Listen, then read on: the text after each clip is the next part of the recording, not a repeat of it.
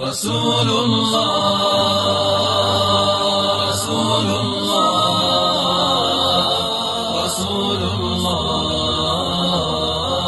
رسول الله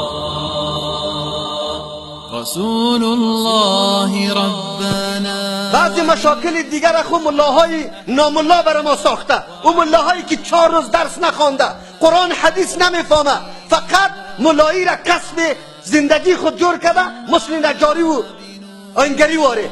در مسجد فقط امامت برای کسب روزگار و معیشت است که فقط 4 روز زندگی را تیر بکنه، از دین آگاهی نداره، نمیفهمه چیزی را، ولی خود ملایمان مسجد مقرر کرده. تمامی بدبختی و بدعات و رواجای کمر شکنه امین ملای نامونا برای مردم میگه و مردم امین چیزا را تایید میکنه. یکی دفاع از قرآن نمیکنه، یکی دفاع از حدیث رسول الله نمیکنه. کدام دین است؟ شما بگویه ببینه. این مجالس است، در مجالس میگیم شاهد چی را میگه.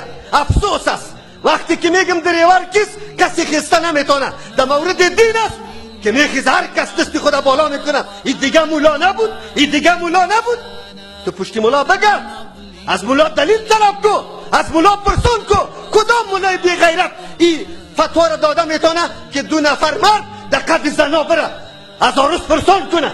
امیر برای ما فتوا بده. در کدام کتاب است؟ کدام تسلیمی به دین الله متعال است؟ چرا ما همیشه دلیل از کتاب الله و سنت رسول الله نمیگیریم؟ دلیل از مولای خود میگیریم. ما امروز مولای داریم که در صف امریکا استاد است. ما امروز مولای داریم که نعوذ بالله فتوا میده امریکایی بمبارد میکنه سوریه، روسا بمبارد میکنه او را. خب میگه فیسبوک ها را سعی کنه. مردم را داریم بی غیرتا چپلوسای دنیای کفر. و توری مولا را ما داریم.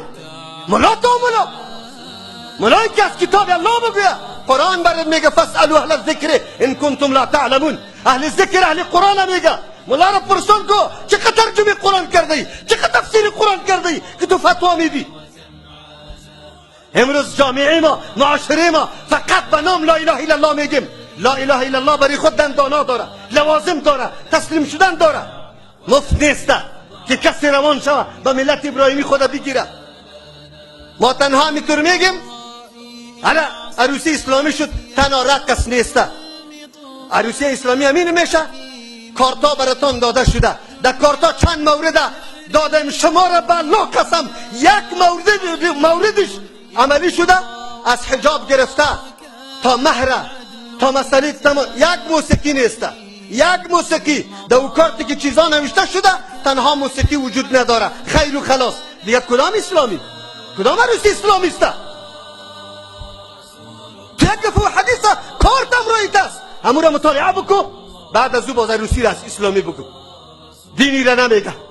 ما ستیزت با دین نمی کنیم، با عالم دین نمی کنیم. عالم دین در مساجد تحقیر است. هر ملک و خان میخیزه در مقابل عالم. کدام دین است؟ اگر ما همیان سوال کنم کلمه توحید تا اگر درست تشریح کردی، فرایض کلمه را اگر گفتی، دست خود قطع میکنم. همون نفری که قطمه گپ زده بگویا مرد است، بخیزه فرایض کلمه را بگویا، شرطای کلمه را بگویا. همین قدر عمرم تیر کرده. برای ما عمل مولا را دلیل میگیره. کدام مولا؟ مولایی که الوا خورده، مولایی که خواب میکنه، مولایی که تمام عمر یک حرف قرآن به کسی نگفته، مولایی که توحید تشریح نکرده. کدام مولا؟ مولایی که رشوت میخوره؟ افسوس است. دین همی چیز میگه برای ما. ما تسلیم به دین هستیم. پیغمبر دوست داریم، اسلام دوست داریم. کدام دوستی؟